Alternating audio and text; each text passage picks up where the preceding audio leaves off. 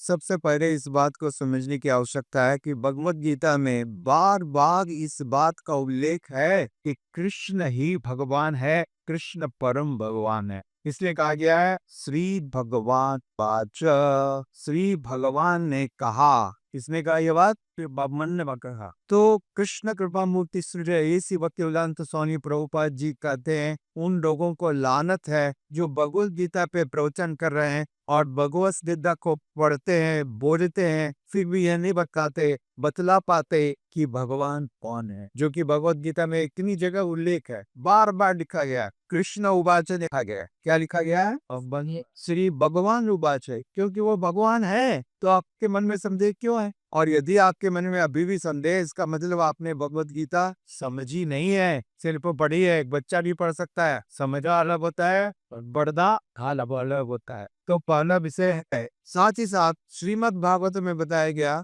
कि भगवान को जानने के 3 स्तर हैं। ध्यान से समझने का प्रयास की। वदंती तत्त्वविदं सत्यं यत् ज्ञानं अद्वयं ब्रह्मेति परमात्मेति भगवान एक ही सत्य। तो भगवान का साक्षात्कार लोग 3 स्तर पर करते हैं। कोई ब्रह्म के स्तर पर करता है, वो भी सच है, गलत नहीं है। और कोई परमात्मा के रूप में करता है, हृदय में बैठे हुए परमात्मा, वो भी सत्य है। और कोई भगवान के रूप में, पूर्ण भगवान के रूप में भगवान का साक्षात्कार करता है, श्री विग्रह के रूप में। तो कृष्ण कृपा मूर्ति श्रील ऐसी भक्तिवेदांत स्वामी प्रभुपाद जी ने बहुत सुंदर उदाहरण के तौर पर एग्जाम्पल से समझ में आ सकता है। आप इधर मान लो सो करके उठे, कमरे में उठे, खिड़की से धूप को देखा, तो धूप को देख करके आपने कह दिया कि सूर्य उग गए, राइट? सवाल क्या? तो आपका जो ज्ञान है वो गलत तो नहीं है। आपने धूप को देख करके सूर्य के बारे में अनुमान किया, सही क्या? और दूसरा व्यक्ति वो धूप के अलावा सूर्य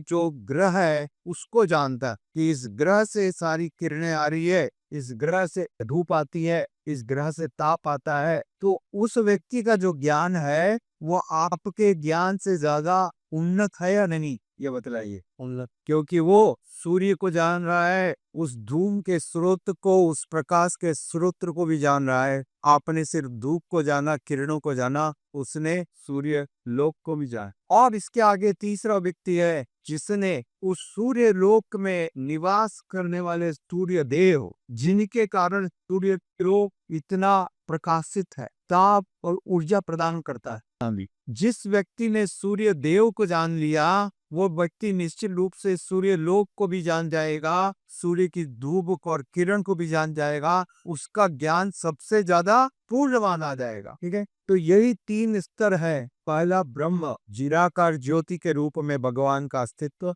जो भगवान के अंग काटती है। दूसरा हृदय में बैठे हुए परमात्मा, ठीक है, ये परमात्मा भी भगवान का एक विस्तार है।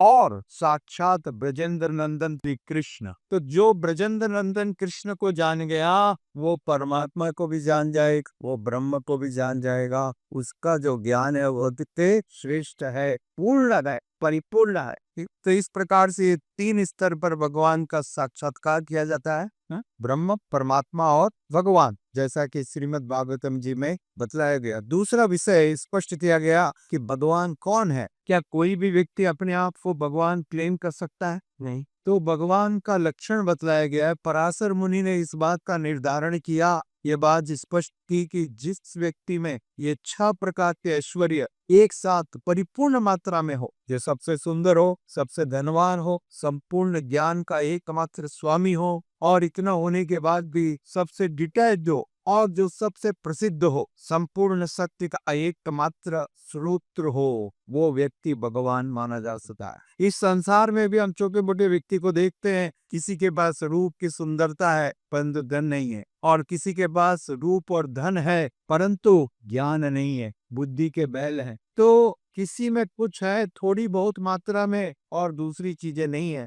भगवान में सारे ऐश्वर्य परिपूर्ण मात्रा में है और एक साथ सादे हैं, इसलिए उनको भगवान माना जाता है। यह भगवान का लक्षण। यदि कोई व्यक्ति कहता है कि मैं भगवान हूँ, तो आप उनसे पूछ सकते हो, क्या भाई आप विश्व में सबसे सुंदर हो? पूछ सकते हो। और यदि वो सुंदर नहीं रखते हैं तो आप कह सकते हो आप बंदर हो, आप भगवान नहीं हो। भगवान सबसे सुंदर है, वो ये विश्व में उसका प्रमाण मिलता है, सुंदरता का प्रमाण ये मिलता है कि उनका दर्शन करने के लिए 5 सेकंड के दर्शन करने के लिए 2 से 3 लाख लोग प्रतिदिन तिरुपति बालाजी जाते। विश्व के किस हीरो के लिए, किस हीरोइन के लिए, किस पॉलिटिशियन के लिए इतने लोग प्रतिदिन तैयार हैं, बतलाइए। यह है भगवान की सुंदरता। और पूरे विश्व में एक जगह नहीं, तो भगवान अनंत सुंदर है। ठीक? तो यह है भगवान का लक्षण, भगवान सभी से, इसलिए श्रीमद् भागवतम में इस बात को स्पष्ट किया गया, विशेष करके भगवान श्री कृष्ण के बारे में। एते चाचा कृष्णस्तु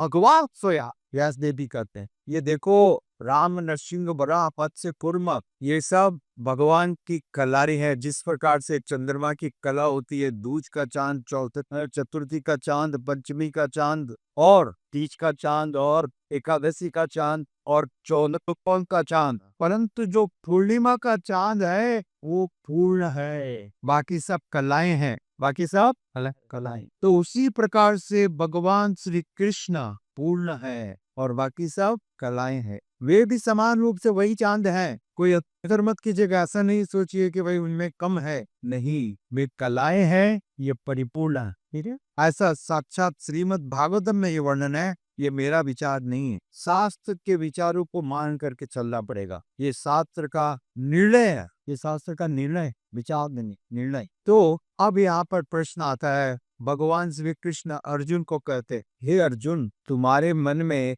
यह दुर्बलता आई कैसे? कैसे आई ये दुर्बलता? तुम क्षत्रिय कुल के व्यक्ति हो, क्षत्रिय का धर्म है, क्षत्रिय का स्वभाव है युद्ध भूमि में युद्ध करते हुए प्राणों को उत्सर्ग करना, प्राणों को त्याग करना, यह क्षत्रिय का गौरव है। और तुम यहाँ पर युद्ध भूमि के बीच में इस बात का पर चिंता कर रहे हो, तुम्हारे मन में विचार आ रहे हैं कि इस युद्ध को छोड़ करके जंगल चला जाऊं, वहां पर तपस्या करूंगा, राज्य को त्याग दूंगा, और तुम रो रहे हो, तुम्हारे आंख में आंसू है, इतने सारे संबंधियों को देख करके भ्रमित हो चुके हो कि मैं इनकी हत्या का कारण बनूंगा, I will be the cause of their death. यही बात है ना? तो भगवान ने कहा, ऐसी दुर्बलता, ऐसी दुर्बलता, ये हीनता तुम्हारे अंदर कहाँ से आ गई? महाराज पांडु के पुत्र हो, कुरुवंश के इतने महान तुम, भरत वंश, इतने बड़े महान वंश के तुम प्रतिनिधि हो, और तुम्हारे अंदर ये दुर्बलता कैसे आई?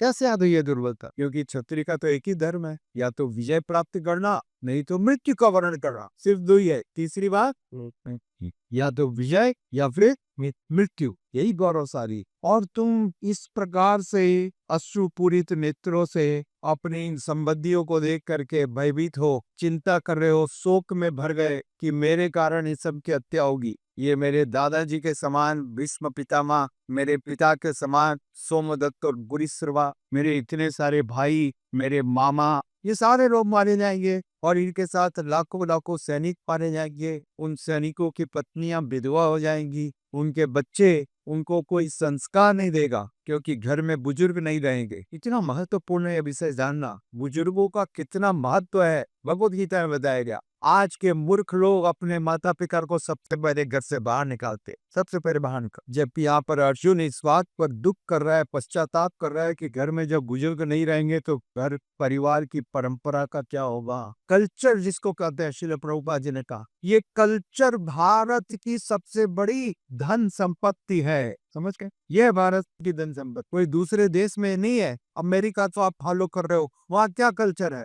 वहाँ पर कल्चर नाम की कोई चीज है क्या? एक की माँ 5वीं बार शादी कर रही है, दूसरा का पिता 7वीं बार शादी कर रहा है, इसके बच्चे उसके बच्चे दोनों मिलके आपस में झगड़ दिए, जल्दी आओ, कौन आया एक बार, जल्दी आओ घर पर। क्या हुआ? तुम्हारे बच्चे और मेरे बच्चे मिलकर रखे अपने बच्चों को पिटाई कर रहे। क्या कहा? हमारे बच्चे मेरे बच्चे। हाँ, पत्नी के 3 बच्चे थे पहले वाले पतियों से, पति के 4 बच्चे थे पहले वाली पत्नियों से, दोनों के 4 और 3 7 बच्चों ने मिलकर के इनके 2 बच्चों की पिटाई कर दी। ये समस्या, यह है अमेरिका का कल्चर। उसको कल्चर बोलेंगे, प्रभुपाद जी हंसने लगे, बोले ये कल्चर नाम का कोई चीज है क्या यहाँ पर? आजकल तो शादी विवाह का कोई प्रश्न ही नहीं उठता है। जी, इसका भाई तो वो कोई कल्चर ही नहीं है, किस चीज का गौरव करेगी वो? अरे गौरव तो भारतवर्ष में है, परंतु उन मूर्खों का दुर्भाग्य है जो इसको देख नहीं पाते, समझ नहीं पाते। ये गौरव, ये कल्चर, सुबह भगवान की आरती करना, भगवान का गुणगान करना, ये कल्चर है। समझ ले, इसके बिना कोई कल्चर नहीं है। पशुओं का जीवन, जानवर का जीवन, जानवर को आप बैठा के कुत्तों को 50 कुत्तों को बैठा करके आप भगवत गीता का उपदेश दे सकते हो। सुनो जी, भगवत गीता में लिखा है देहिनोस्मिन यथा देह, भगवान को भोग लगा के प्रसाद कुत्तों को सिखाओगे, कोई सुनेगा समझेगा नहीं। एक तो समाज है सभ्य मनुष्य, ये भगवत गीता भगवान ने बताया ये सभ्य मनुष्य के लिए है, ये आसुरी वृत्ति के लोगों के लिए नहीं है। ये राज विद्या राजवयम पवित्र विदम उत्तमम, ये बहुत उन्नत विषय है। इसलिए देखो आप सारे विश्व की सबसे बड़ी ये फिलॉसफी है, इंसाइक्लोपीडिया है आत्मा के बारे में, जिसका ज्ञान कहीं और किसी पुस्तक में आज तक मिला ही नहीं। बताइए इतना अद्भुत वर्णन सारी चीजों का। बड़े से बड़े विश्व के साइंटिस्ट वो लोग इससे प्रेरणा प्राप्त करते, इस पुस्तक से प्रेरणा प्राप्त करके इतने सारे आविष्कार किए गए इस पुस्तक। तो भगवान ने बताया यहाँ पर अर्जुन को पूछा